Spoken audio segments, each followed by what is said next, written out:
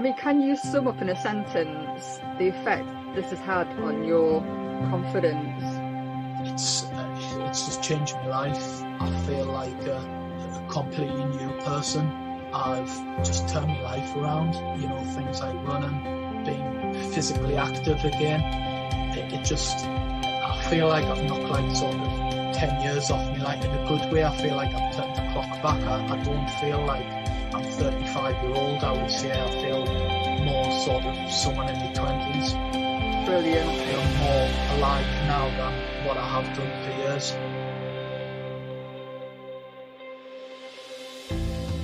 Hello and welcome back to another episode of Slimming Stories. I'm your host, Claire Oldham West. How are you?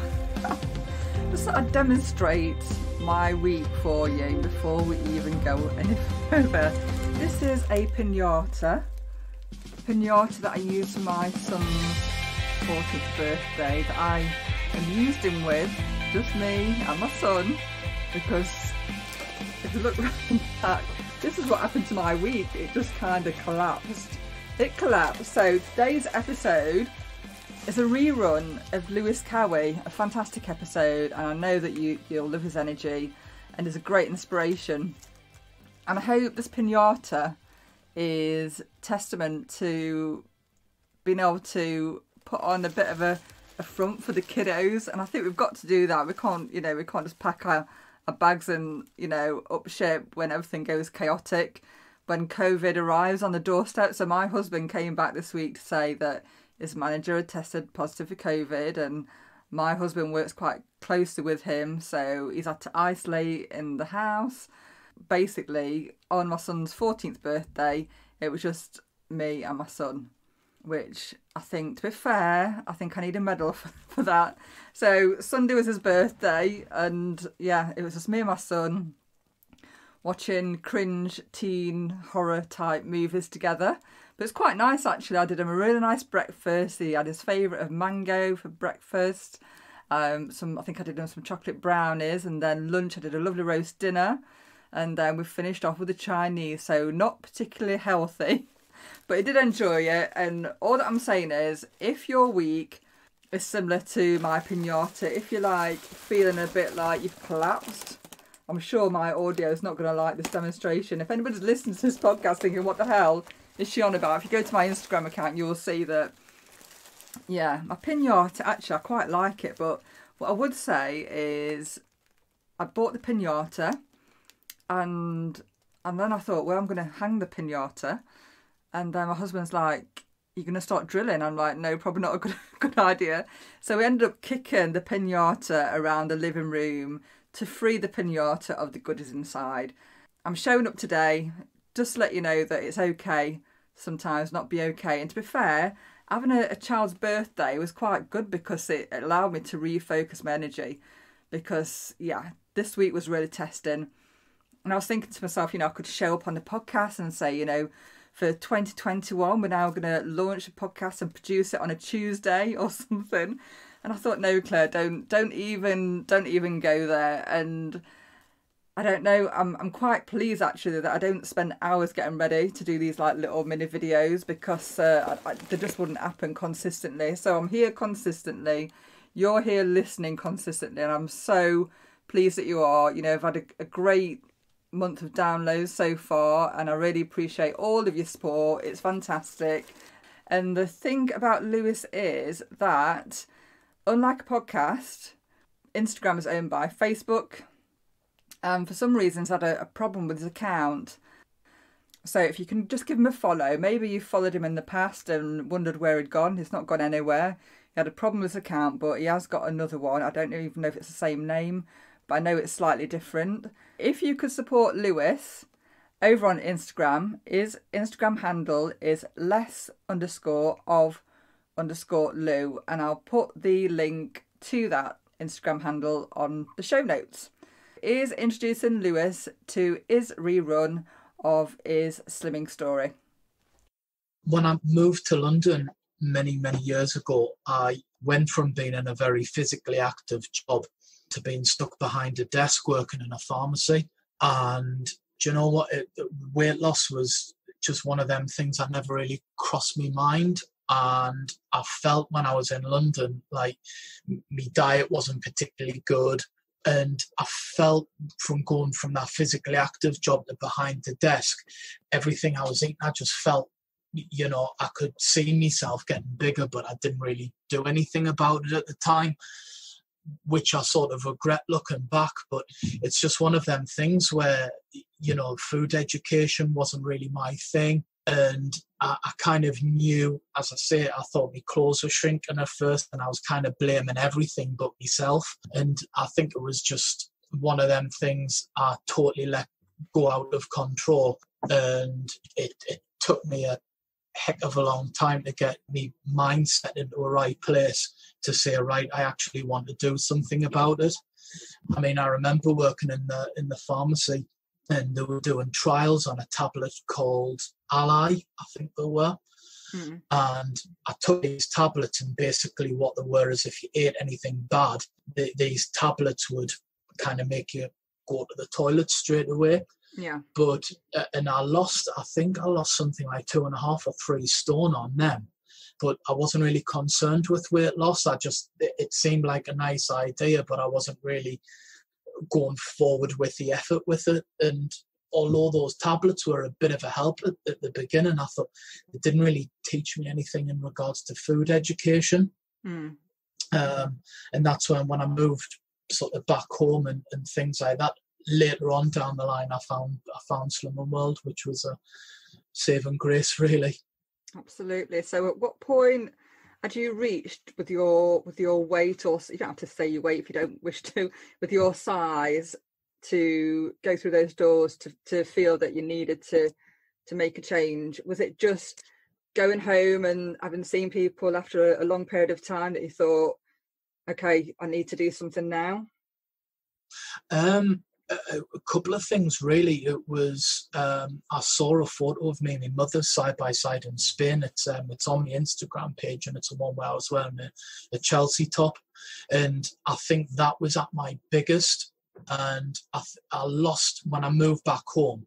My mother was really, really shocked, and she was always on my case. You know, you need to start losing weight. You need to do this.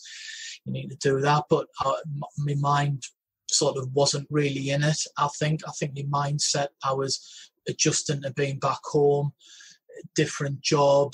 I wasn't very happy in myself, and food was like a comfort thing for me. I was never really a massive drinker. I've never smoked, never done drugs, stuff like that. So, food was kind of like my go-to thing that I enjoyed. But when I saw those photos, I thought, right, I'm going to try and lose a little bit of weight on my own. I think I did, because I could see the difference in myself, but I was kind of lackluster with it.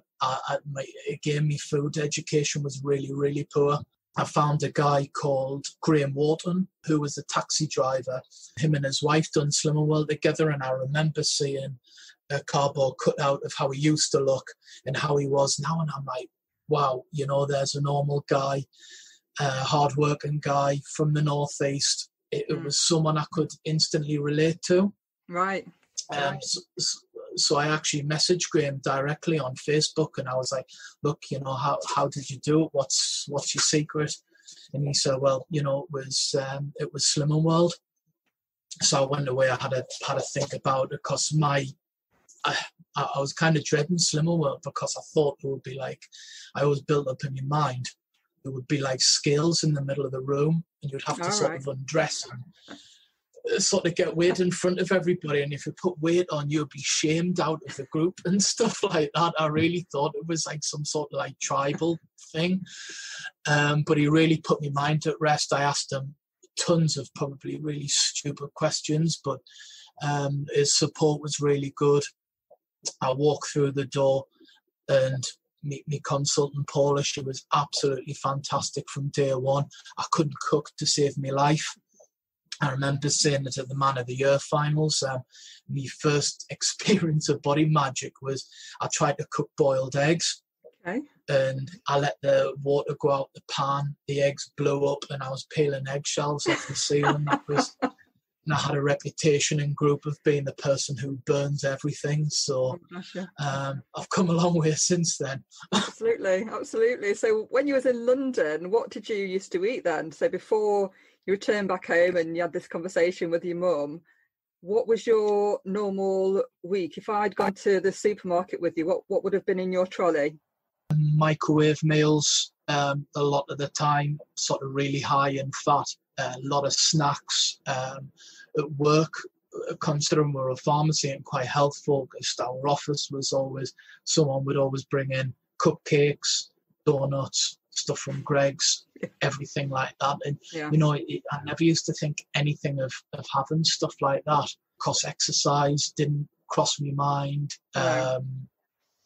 You know, it was just bad food education, I think, and it was a lack of awareness of the implications of the things I was doing. Right. So looking on your Instagram account, and I've seen a picture of your mum on there with you in that photo that you mentioned. Your mum looks quite a slim lady to me, and you're talking about bad education around your food.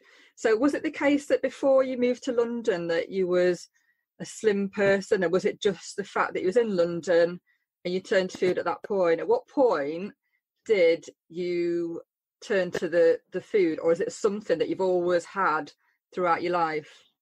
I was always more active when I was younger, so I was never, I was sort of a little bit on the chubbier side, I would say, but I was never big. I was quite slim at one point and slimmed down with that physically active job. I think when I moved to London, I'd stopped I had to make a new circle of friends. And, you know, when I was working up here, it was sort of going out for a few drinks. I didn't have any of that really. So when I was down in London, it would be, you know, a couple of beers by myself on a night, a takeaway probably after that. And I didn't really, as I say, think anything of it at the time. And I didn't really have the sort of mothering influence to say, you know, you're going a bit too the other way. So you found yourself at Slimming World and you found these great connections, which is wonderful. How did you find your habits change with your food in regards to the cravings? So it's great because it's brilliant food, isn't it? You can work it around your lifestyle, and you can find foods that you enjoy. But what about those foods that you turn to, like you said, like your sweet treats and those sort of foods? Just want to talk me through how that changed. It was kind of two-pronged approach, really. There was my mother's death sort of played a part in it, but at that time, when I found a new job up north, I was being tasked with going to Northern Ireland. I didn't know the place very well. I was kind of in the middle of nowhere, and I really disciplined myself. I would buy, because I had to improvise staying in a hotel instead of having the tempting hotel meals, which were really, really nice. Yeah. I would buy leaf salad there was a Tesco in a place called Glengormley. I would go there, I would pick up salad, chicken, and my treats would be, them pop chips if I wanted them, but I would usually just keep them either at work and things like that. And I was really, really disciplined with myself there, because you couldn't just skip off to the shop and get a bar of chocolate or anything like that. So that really helped me with the regimented. It was torture as well, I must admit, but that and the exercise, it just kind of all fell together a little bit. Brilliant. So this place that you went to in Northern Ireland was really remote, and a place called Temple Patrick. I was staying at, and I was working between Belfast and Larne. Okay. So it's an interesting place. That sounds like a nightmare for anybody that loves the food and can't just go out and get something to satisfy their appetite. But I'm like yourself, sometimes when I have to work away, hotel food is, there's always that fruit salad, isn't there? That's always there. But then there's also, the hot fudge cake and the cream cakes, and the meals, your main meal tends to be like 3 times the size of a normal meal, doesn't it? It's like, let's impress the guests and see how much we can fit onto one plate. So that is fantastic that you was able to gain your resolve and you got really, really focused on one thing on that really goal. that tested the resolve was one night they put me in a room and it was right above the kitchen. And they had like steak night and curry night and all the sort of things of that. And I was like eating me salad on a night and just me plain chicken and salad. And I was like, oh, I can't believe this. This is absolute torture. But I used to go to the gym quite often during the cooking times. So it was to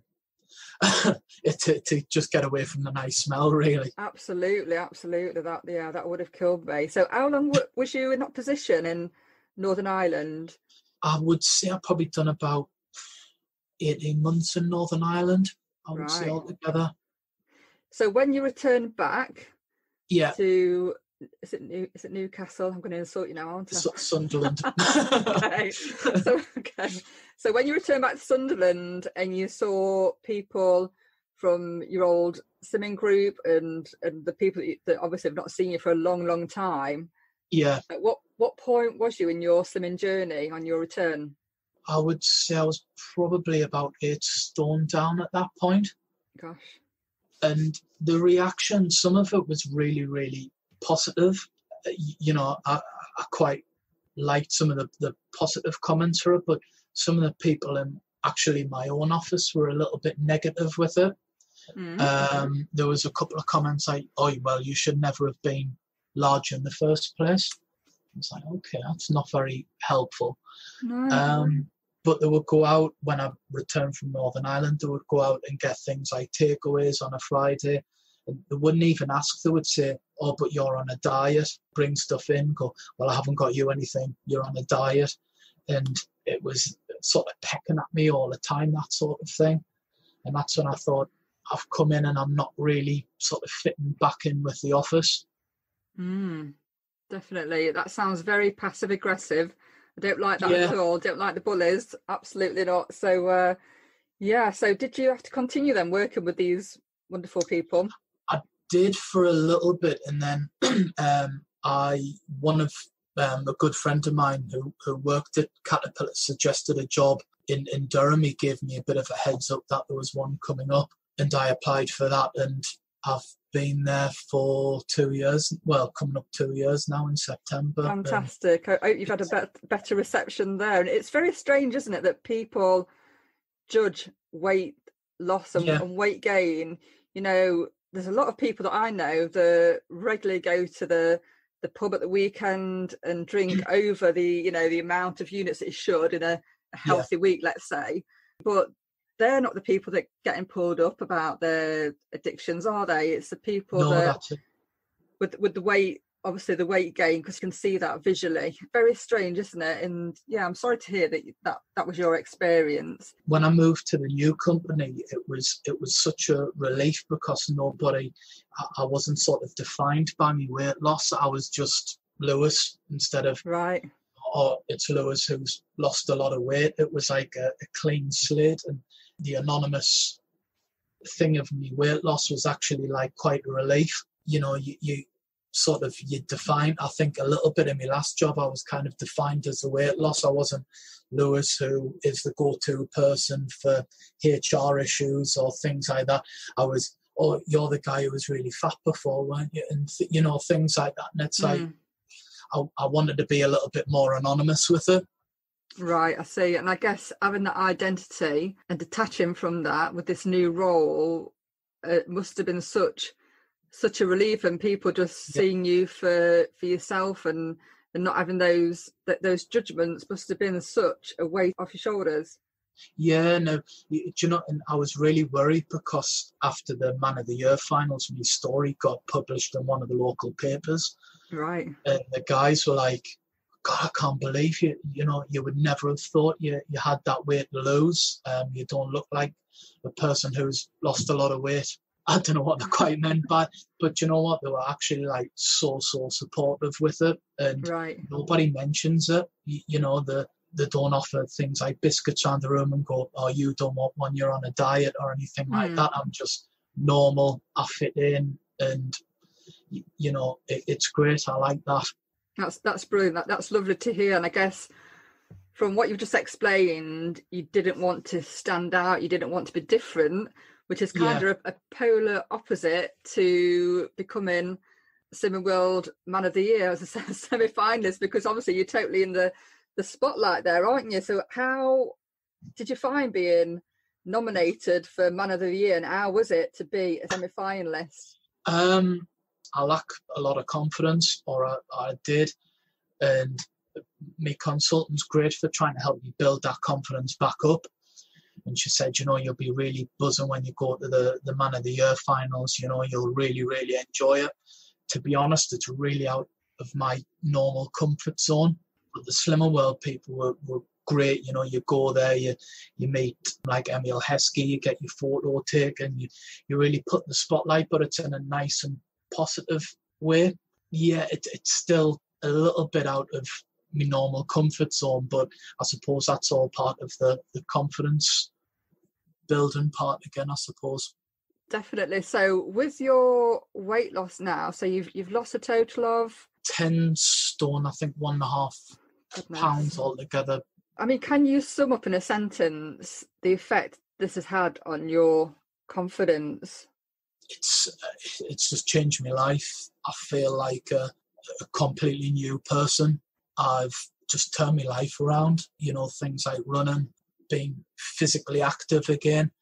I feel like I've knocked like sort of 10 years off me, like in a good way. I feel like I've turned the clock back. I don't feel like I'm 35-year-old. I would say I feel more sort of someone in my 20s. Brilliant. I feel more alive now than what I have done for years. And have you taken part in like a run club, or do you run on your own? I love running. Well, I say I love running. When I'm feeling fit, I do enjoy it. But I like the community side of it. I like the support and the nurture of it.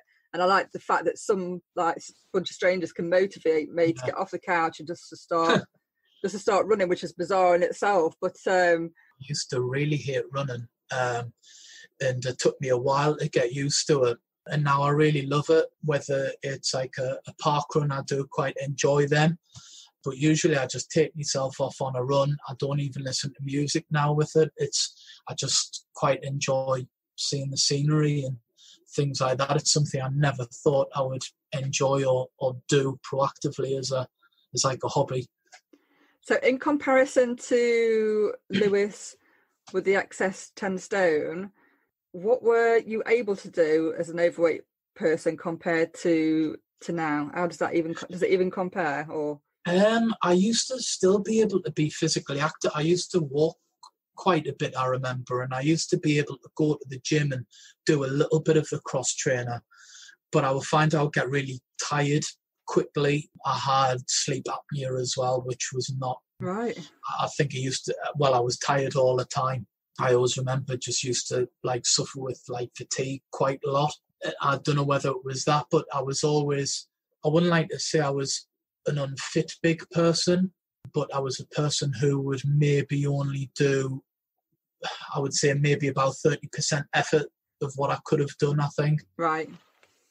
Because of the struggles with the weight. I think so. I think it was weight, confidence, and I don't know if it was the sleep apnea as well, but I went to the gym but didn't give it 100%. No. And I think when you do have weight to lose, things do seem more of an effort, don't they? Yeah. So when you're posting on Instagram, what message do you hope to send to people following your Instagram account? Well, it started off, the Instagram account was just to look at myself side by side, because in the beginning I couldn't really see the changes in myself.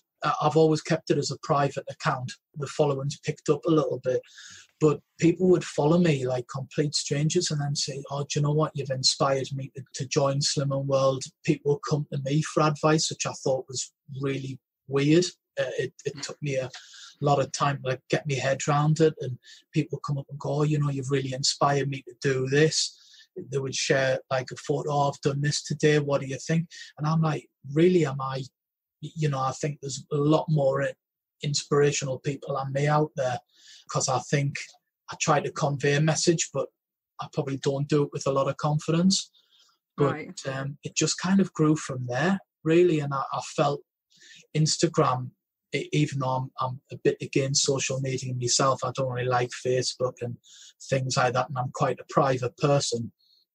I just found it helped my confidence grow a little bit. I thought, I'm doing twofold. I'm seeing changes in myself, and I'm actually helping other people as well, which I really like doing. If I can support anybody, I would. That is really nice to hear, and that is great, because not everybody is forthcoming on Instagram to help out, one another. So that is lovely that you're able to support people. And do you feel that Instagram in particular is helping to like break barriers for men who are looking to be inspired with their own weight loss and their own weight loss goals? I hope so. With social media, I mean, that was the only way I joined Slimmer World, because I was looking at it. It was groups predominantly women. I even sort of saw my consultant Paula, and I was thinking, I don't really want to speak to females about joining Slimmer World, because they'll just say, "Oh, go on, go there." I had to see somebody complete their journey a little bit before I felt the need I could approach that person and speak to them about it. So Graham really was a fluke that I found him. Yeah. Because I've seen some of previous Men of the Year, other Slimmer World members, and I couldn't really relate to them. But Graham was like a taxi driver, before he became a bus driver. He was from the northeast. His story sort of mirrored my own at the time, and I thought, yeah, he's a guy I can relate to. So if he can do it, I can, and that's the message I try to sort of put out there now.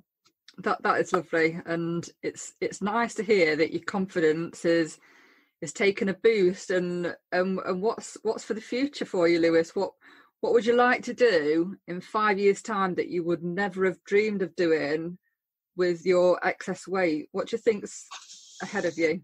I want to, as well as doing my own job and things like that, I really want to try and get good at DIY and house renovation and and things like that, and get and sort of do a little bit of project management with things like that, and be very hands-on, which I never ever have been. I'm absolutely useless at DIY by my own admission, but doing something that's like quite hard labor intensive sort of work, that would be quite nice to do, to build something up. Definitely. It's nice to have those goals, isn't it? And yeah, especially, obviously you've had your weight change and you're now feeling a lot fitter. It's lovely to have those things just to focus on. And it's like you said, you feel like a 25-year-old because you carried that weight for all those years, and now that's behind you, and there's no wonder that you feel so energized because of this weight. And it makes you wonder, doesn't it? I've interviewed quite a number of guests now, and I think Davey was the guest that has lost the most so far, 16.5 stone. Wow. And you just think, don't you, how can you walk around with that weight and not feel in constant pain? And also, having lost all that weight, how does it feel? So can you just explain the difference of being 10 stone lighter, just not regards to the food, but just being physically 10 stone lighter?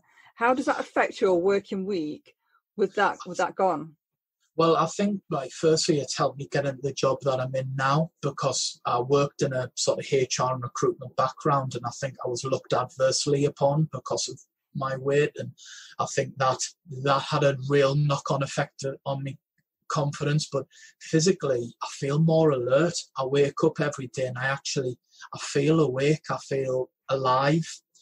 When I was carrying all that weight, I just, without a pun intended, it felt like I had the weight of the world on my shoulders from the moment getting up, and I couldn't wait to get to bed all the time. I was always constantly tired, and I felt like I was just sort of sleeping my life away. I could go to bed on Friday at about 8 o'clock and not wake up till 2 o'clock in the afternoon on the Saturday and things like that. And now I just feel alert all the time. I feel more responsive, and it just feels like the switch has gone on, and I'm bright and alert. That's it. That's what you need, definitely. And are you able to go out and get your runs done?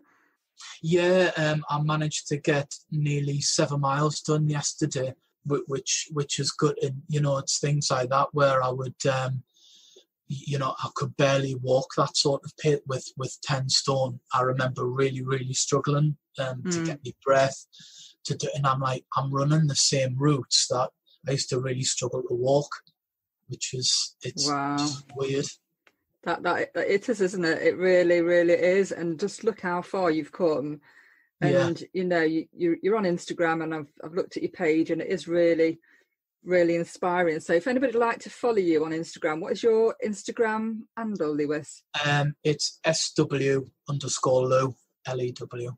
LEW. That is brilliant. So thank you very much for joining me today, Lewis. It's been a pleasure, and I know that your words will inspire people just to keep at it and not to give up, even though we've got this COVID-19. Absolutely not.